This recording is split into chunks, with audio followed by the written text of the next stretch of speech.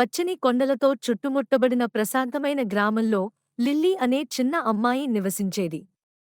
పల్లెలన్నీ రంగురంగుల పూలతో నిండిపోయి, చుట్టూ తీపి పరిమళాన్ని వెదజల్లుతున్నాయి.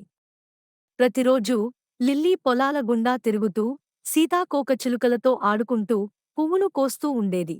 ఒకరోజు మిట్ట మధ్యాహ్నం అడవి దగ్గర అన్వేషిస్తున్నప్పుడు లిల్లీ ఒక సున్నితమైన జింకను కలుసుకుంది. జింకకు మృదువైన గోధుమ రంగు మచ్చలు మరియు పెద్ద, ఆసక్తికరమైన కళ్ళు ఉన్నాయి.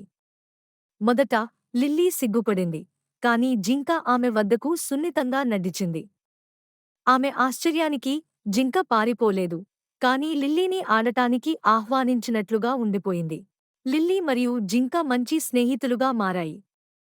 వారు అడవిని అన్వేషిస్తూ, పువ్వులు కొంటూ, వెచ్చని ఎండలో నవ్వుతూ తమ రోజులు గడిపారు. గ్రామస్తులు తరచుగా వారిని కలిసి చూసేవారు, మరియు అమ్మాయి మరియు జింక మధ్య బంధం ప్రకృతిలో సామరస్యానికి అందమైన చిహ్నంగా మారింది. ఇది స్వచ్ఛమైన స్నేహాన్ని ప్రతి ఒక్కరికి